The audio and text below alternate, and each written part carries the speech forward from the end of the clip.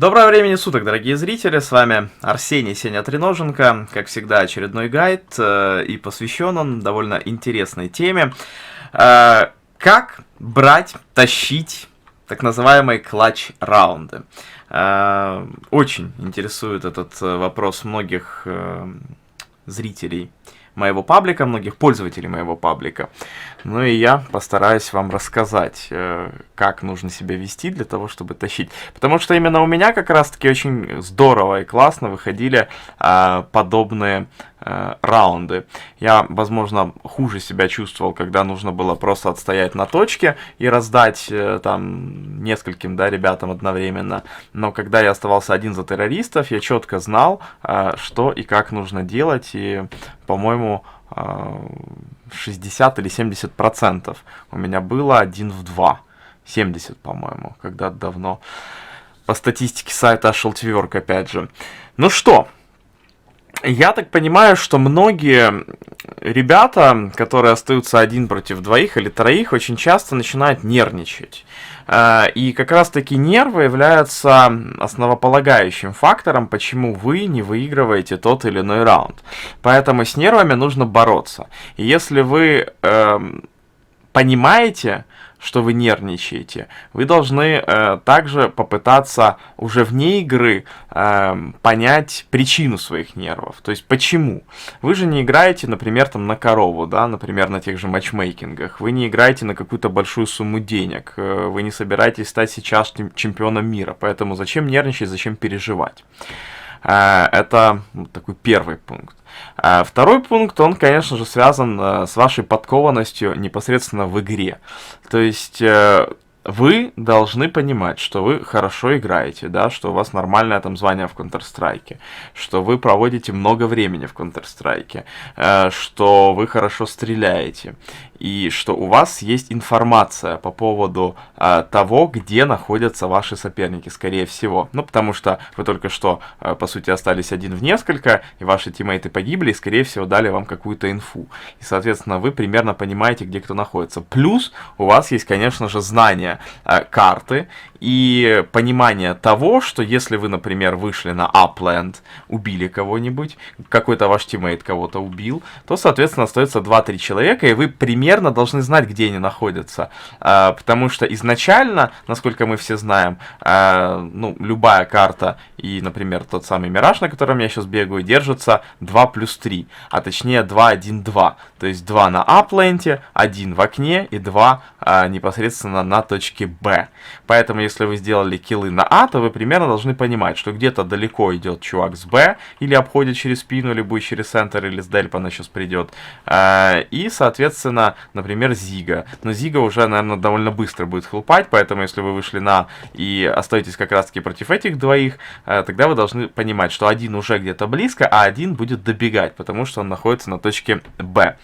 И, соответственно, сопоставив все эти факторы, вы должны брать такой раунд. Как же его брать?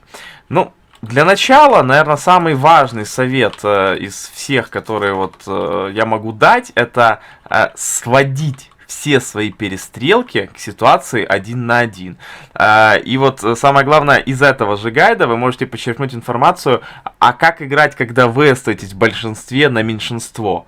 Запомните, что любой грамотный террорист или любой грамотный защитник, когда он остается один, он будет сводить все свои перестрелки к ситуации 1 на 1, еще раз повторюсь. Соответственно, вам нельзя допустить того, чтобы ваши перестрелки были 1 на 1. Вот и все. То есть за террористов террор будет всегда пытаться быстро убить тех игроков защиты, которые находятся на пленте, и он понимает, что пока добегает Дельпан, пока здесь, например, никого нету, можно выйти в открытую, постреляться и сделать свой минус. И что самое главное, опять же, еще один такой пункт выплывает, что когда вы остаетесь в меньшинстве на большинство, вы должны больше использовать как раз-таки свои навыки в стрельбе. То есть, особенно когда вы красный, например. То есть, и так шансы небольшие, но единственный шанс, который у вас может быть, это круто раздать, и почему бы этим не воспользоваться. Понятное дело, что, возможно, вас перестреляют из-за того, что у вас мало там хелспоинтов, но, скажем так, этот шанс нужно использовать и тащить. Соответственно, если у вас есть возможность быстро кого-то убить за счет своей стрельбы, пользуйтесь этим, пользуйтесь. Если вы убиваете одного, тогда вы остаетесь 1 на 1, и тогда вы, скорее всего, можете там, например, спрятаться, понять, где находится второй, откинуть какой-то смог, а если у вас еще есть время, тогда вы вообще можете под смог на шифте уйти далеко и глубоко, например, на точку Б. Особенно еще там кинуть какую-нибудь такую флешку и отойти на ну, совсем другое направление, в противоположную точку. И, соответственно, игрок защиты, который будет на Дельпане, он будет вас ожидать на апленте, а вы уже будете и на центре, и на точке Б. Также очень полезным, ну, является понятие уверенности в себе. То есть, все, что ты делаешь в Counter-Strike, ты должен делать очень-очень уверенно. То есть, ну, абсолютно все.